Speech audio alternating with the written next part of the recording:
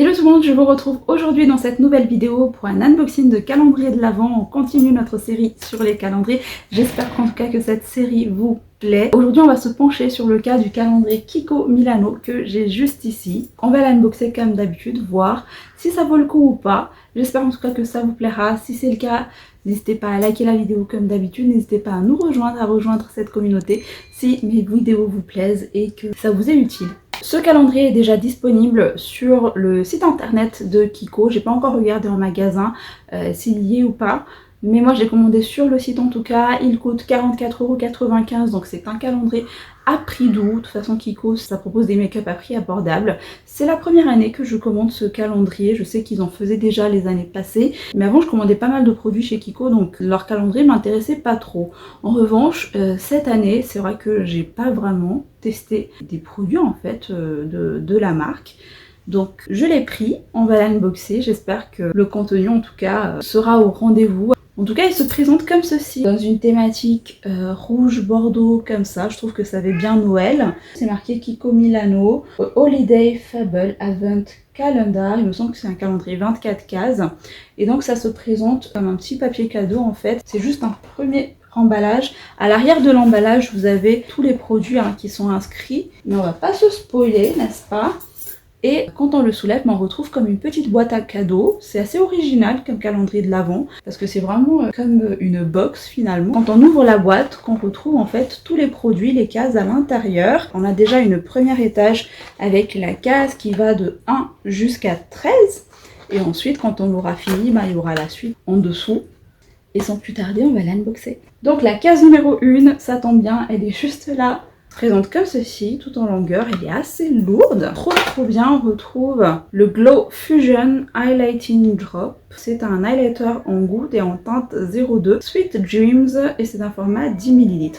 C'est vraiment un super format pour un highlighter, je trouve qu'il y a vraiment largement de quoi faire. Et je ne connais pas ce produit, donc vraiment trop ravie de tomber là-dessus.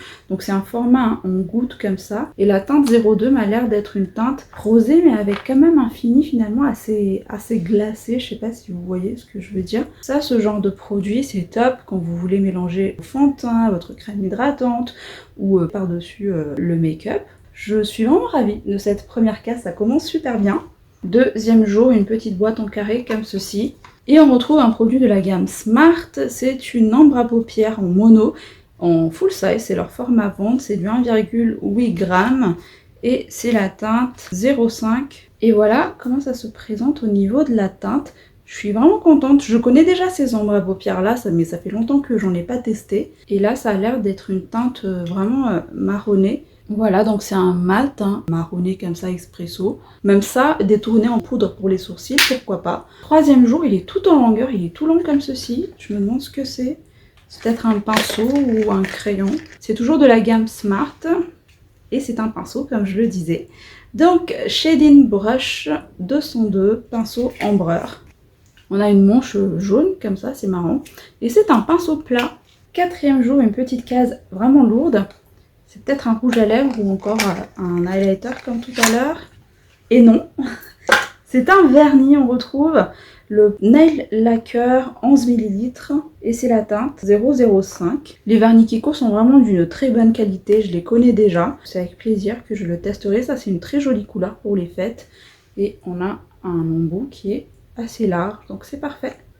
Numéro 5, il est très léger, c'est peut-être un crayon. Et effectivement, c'est un crayon. J'aime trop quand je devine des choses et que j'ai raison. C'est de la gamme Smart Fusion Lip Pencil. Donc, crayon à lèvres en teinte Matita Labra, la teinte 507. Et c'est un full size. Et la teinte, elle est vraiment trop jolie. Oh là là, c'est super crémeux, ça glisse très bien et j'aime vraiment beaucoup la teinte. Peut-être qu'on va s'attendre à un rouge à lèvres de cette même teinte-là. Je l'espère en tout cas. Numéro 6, allez, un petit rouge à lèvres. Je suis trop forte. Donc de la gamme Smart Fusion Lipstick, c'est un rouge à lèvres en format vente, il fait 3 grammes et c'est la teinte 407. La teinte elle est juste magnifique, regardez au niveau du swatch, qu'est-ce que c'est pigmenté. C'est un rouge à lèvres qui a l'air crémeux et ça match super bien avec le crayon à lèvres. 7e jour, il est assez léger donc je pense que c'est encore un crayon. Bingo, décidément. Donc nous avons le Smart Color Eye Pencil en teinte 05. C'est un full size et c'est une teinte un peu marron cendré en fait. Le 8e jour, il est tout en longueur comme tout à l'heure. Et c'est encore un pinceau, cette fois-ci c'est un pinceau eyeliner. C'est le pinceau numéro 203 de la gamme Smart.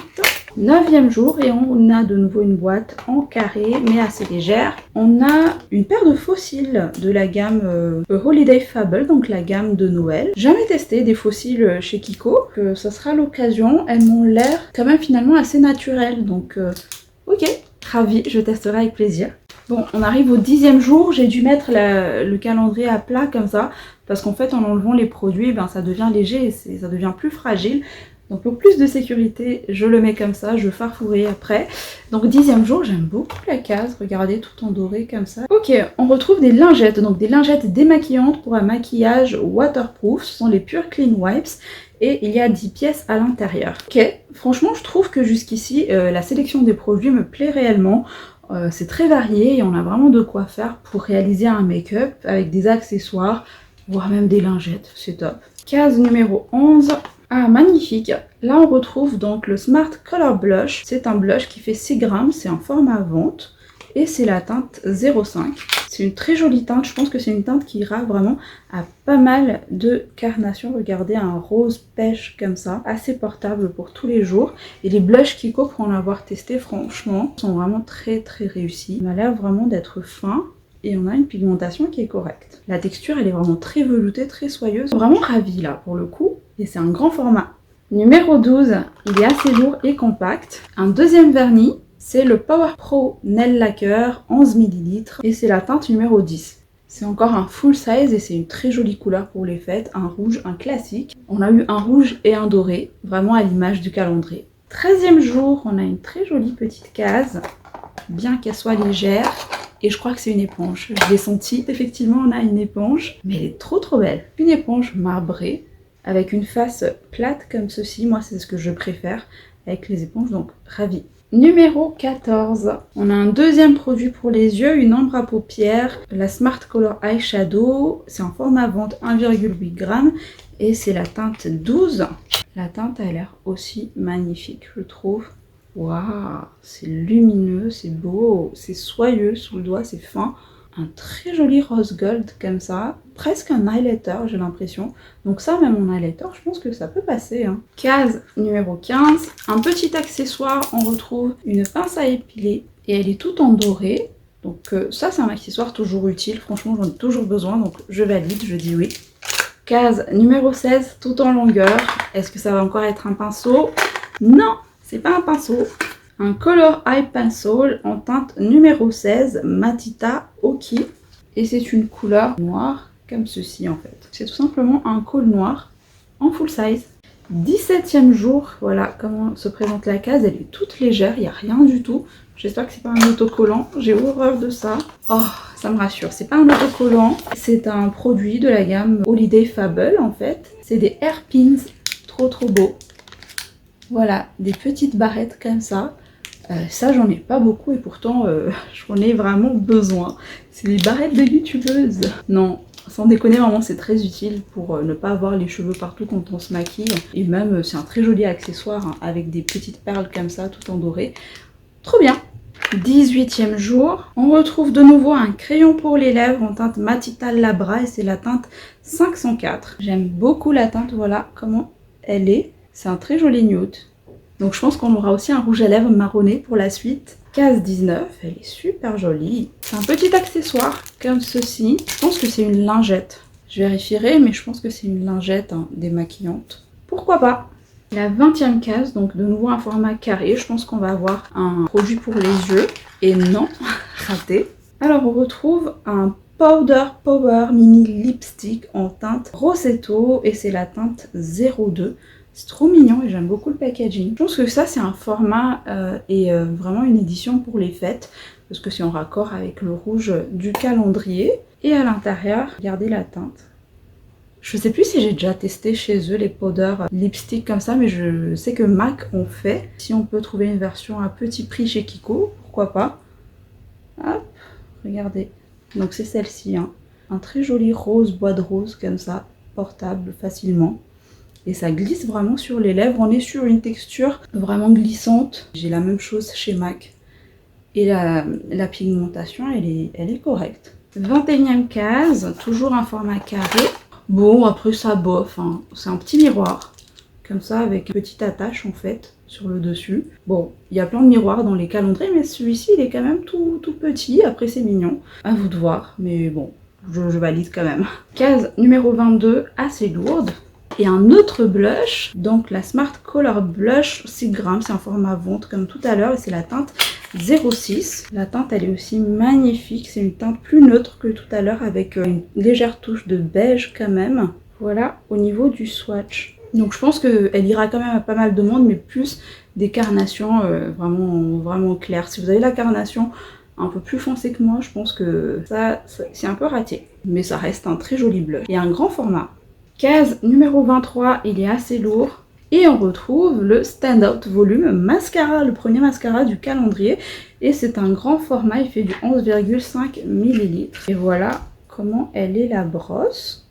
Assez spécial. J'ai jamais eu des mascaras vraiment avec une brosse comme ça, donc je testerai. Ça fait longtemps que j'ai pas testé de mascara de chez Kiko en plus. Et on arrive à la toute dernière case, la case numéro 24. Waouh, magnifique. Et donc c'est marqué Holiday Fable Eternal Matte Lip Mousse. Je ne connais pas ce produit, alors vraiment pas, et c'est la teinte 05, elle est magnifique. Je trouve vraiment trop beau. Je pense que c'est une édition pour les fêtes aussi. Et un rouge classique pour les fêtes, je dis oui. Donc c'est un embout mousse comme ceci et la teinte a l'air magnifique. Oh, c'est pigmenté, c'est un truc de ouf et ça sent trop bon. Ça sent comme les bonbons. Ah vraiment ravi là pour le coup, on a vraiment une bonne surprise pour la dernière case. Et voilà, c'est fini pour l'unboxing de ce calendrier de l'Avent de la marque Kiko Milano. J'espère qu'elle vous aura plu. Mon ressenti, vraiment ravi pour ce calendrier. Aucun faux pas à mon goût. Tous les produits, même les accessoires, ça reste des accessoires utiles et on a eu très peu. Donc pour le prix, 44,95 €, je pense qu'on a vraiment là un bon calendrier de l'Avent avec un très bon rapport qualité-prix. Et si vous voulez tester des produits de la marque Kiko, c'est vraiment l'occasion. Et il est fait pour les fans de make-up. Les produits sont vraiment variés. On a de quoi faire pour faire un grand test de la majorité des produits de la marque Kiko en fait. En tout cas, c'est un calendrier que je valide et il est vraiment très réussi. Voilà, j'espère qu'elle vous aura plu. N'hésitez pas à me dire vos ressentis également dans les commentaires. Et en attendant une prochaine vidéo, je vous fais plein de bisous.